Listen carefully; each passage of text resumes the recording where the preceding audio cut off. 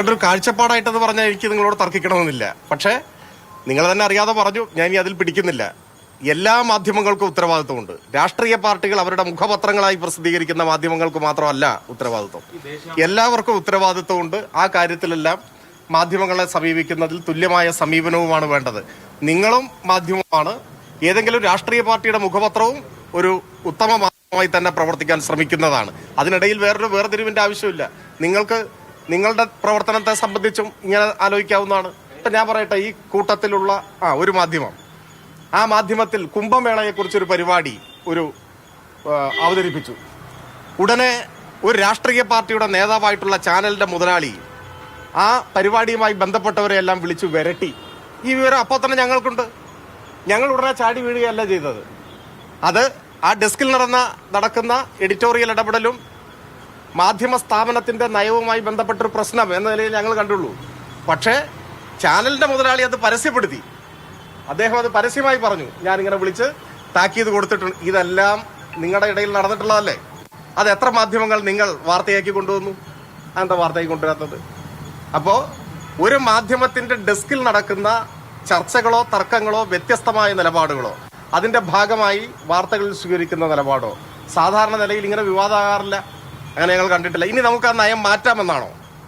ഓരോ ചാനലിന്റെയും ഓരോ പത്രത്തിന്റെയും ഡെസ്കിൽ വാർത്തകൾ സ്വീകരിക്കുന്നതും മാറ്റിവെക്കുന്നതും സംബന്ധിച്ചുണ്ടാകുന്ന അഭിപ്രായങ്ങളും അതിന്മേലുണ്ടാകുന്ന സംവാദവും തർക്കവും നേരത്തെ നിങ്ങൾ വഴി വന്നുകൊണ്ടാണ് നേരത്തെ സൂചിപ്പിച്ചതുപോലെ സംഘർഷാത്മകമായ സാഹചര്യങ്ങളും ഒക്കെ ഇനി നമുക്ക് എല്ലാവർക്കും വാർത്തയായി ഉയർത്തിക്കൊണ്ടുവരാം എന്നാണോ പൊതു നിലപാട്? അങ്ങനെയാണെങ്കിൽ നമുക്ക് ഇനി അങ്ങനെയാവാം.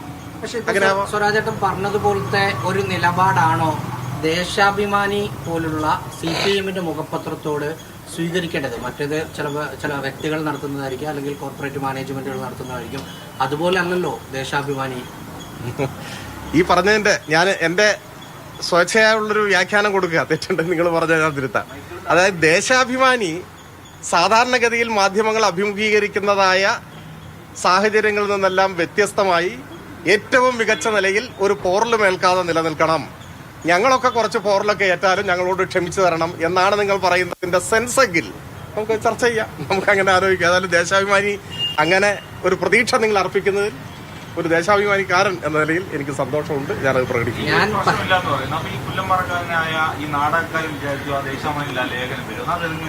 അല്ല, ഞാൻ പറഞ്ഞുതരാം.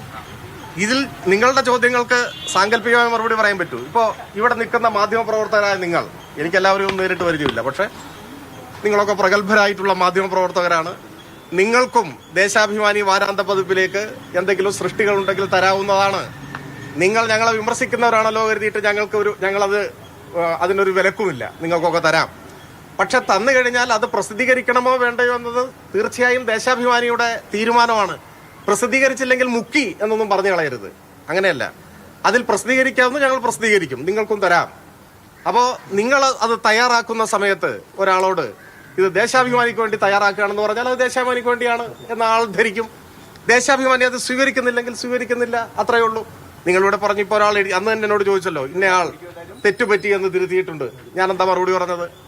എനിക്ക് അങ്ങനെ ഒരാളെ അറിയില്ല, എനിക്ക് പരിചയമില്ല എന്നാണ്. അദ്ദേഹം അറിയപ്പെടുന്ന ആളല്ല എന്നല്ല ഞാൻ പറഞ്ഞത്. എനിക്ക് പരിചയമില്ല, നമ്മുടെ മുൻപിലുള്ള ഒരു വിഷയമല്ല എന്നാണ് പറഞ്ഞത്.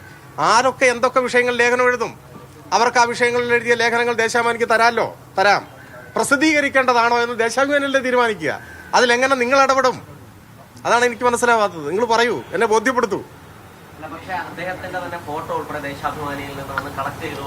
അതാണ് പറഞ്ഞത്. നിങ്ങളിപ്പോ പോയി ഒരാളെ ഇന്റർവ്യൂ ചെയ്യുന്നു, നിങ്ങൾ ദേശാഭിമാനിക്ക് വേണ്ടിയാണ് പോകുന്നതെങ്കിൽ ദേശാഭിമാനി നല്ല ധരിക്കുക.